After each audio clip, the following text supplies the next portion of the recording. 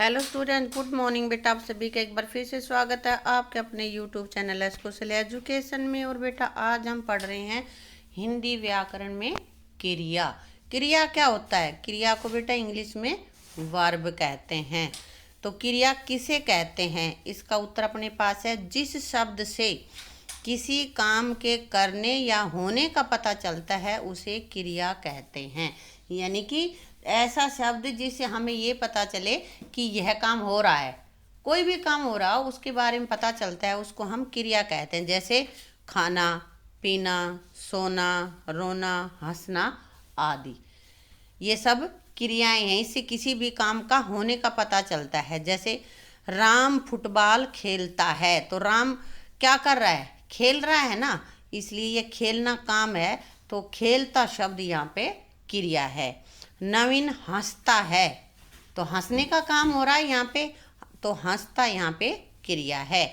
मैं पुस्तक पढ़ता हूँ, पढ़ना, पढ़ता है ना, तो पढ़ता हूँ, पढ़ता शब्द यहाँ पे क्रिया है। तो क्रिया पता चल गया तुम्हें क्या है बेटा? एक मोटी सी पहचान। अगर शब्द दे रखे और उनमें से हमें क्रिया छांटनी है, तो कोई भी क्रिया शब्द है उसके बाद में ना आएगा, चाहे तुम बोल के देख लेना। देखो, खाना लास्ट में ना है ना, पीना ना है, पढ़ना, हंसना, लिखना, सोना, सब में ना आ रहा है। तो जिसके भी अंत में ना हो वो क्रिया होती है। और सेंटेंस में जब हम लिखेंगे तो यही कि किस शब्द से हमें ये पता चलता हो कि भाई ये क्या काम हो रहा है, उस शब्द को हम क्रिया कहते हैं। तो हमारे वाक्य में कर्ता, क्रिया और कर्म तीन चीज होती है, ठीक है। तो जो करने वाला है उसको तो कहते हैं कर्ता, और जो काम हो रहा है उसको कहेंगे क्रिया, और जिसके द्वारा हो रहा है वो होता है हमारा कर्म, ठीक है। तो इसको हम आगे देखते हैं, इसके क्रिया के कितने भेद हैं।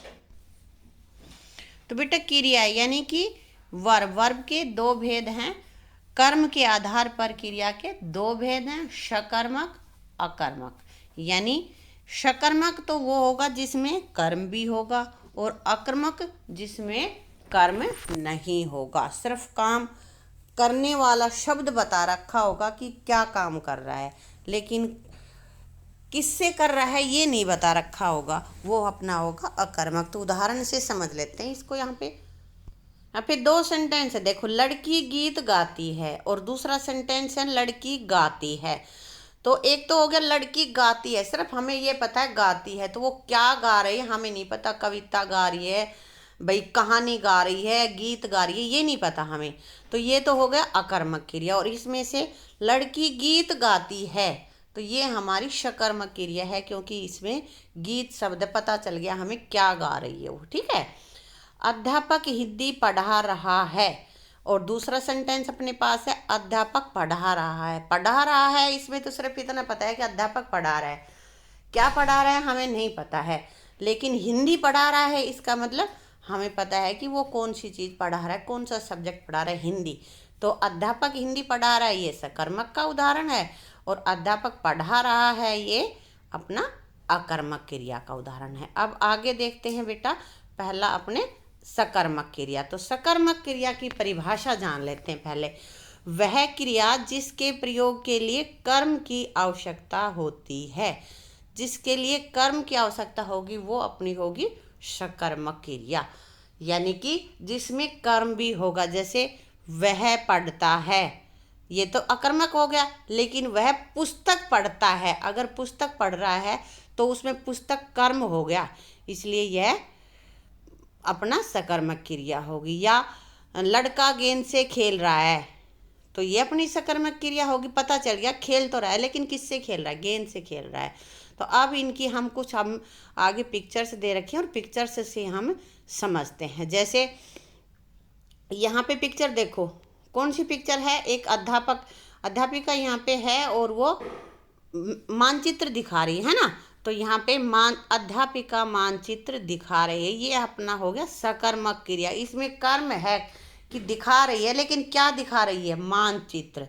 तो मानचित्र यहाँ पे कर्म है, अध्यापिका करता है, और दिखा रही है ये हमारी क्रिया है। तो ये सकर्मक क्रिया होगी कि जिस क्रिया को करने में कर्म की आवश्यकता होती है। ठीक है। ऐसे ही दूसरा, लड़का फुटबॉल खेल रहा है। अब लड़का यहाँ पे खड़ा है ना, और वो क्या खेल रहा है, फुटबॉल उसके पास है, तो पता चल गया हमें फुटबॉल खेल रहा है। तो ये फुटबॉल यहाँ पे कर्म है, लड़का करता है, और खेल रहा है ये अपना होगी क्रिया, सकर्मक क्रिया। ठीक है। इसी तरह अगला यहाँ पे पिक्चर देखो, राम ने रावण को मारा। तो राम ने मारा किसको, रावण को। रावण यहाँ पे कर्म है, राम करता है, करने वाला है, और क्रिया यहाँ पे हो गई मारा।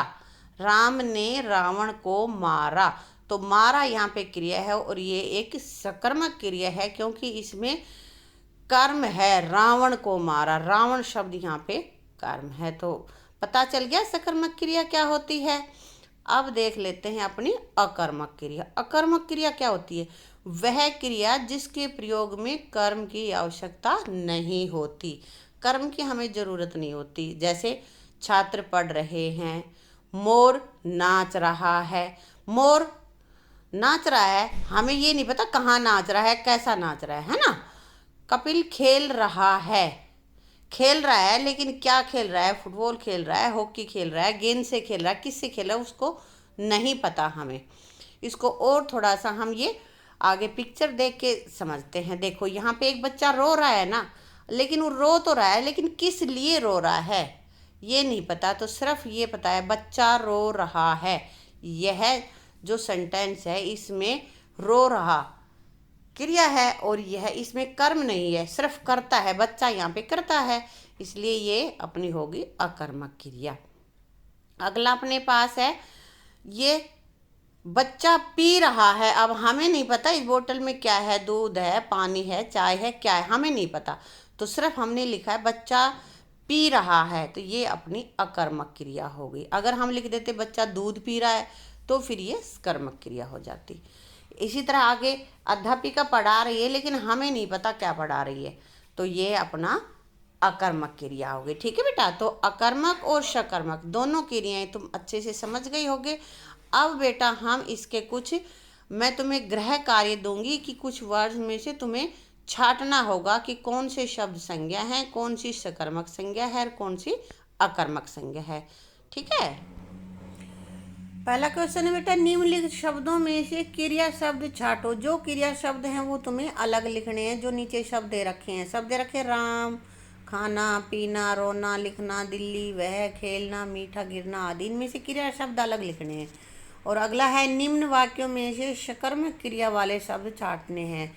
जो नीचे 2 वाक्य दे रखे, दूसरे क्वेश्चन में 5 वाक्य है, इनमें से जो जो सकर्मक क्रिया जिन शब्दों में आई है, जिन वाक्यों में कर्मक क्रिया का प्रयोग हुआ है, उसको अलग से तुम्हें लिखना है, और ये लिख के मुझे कमेंट बॉक्स में आप लोग बताओगे। ठीक है।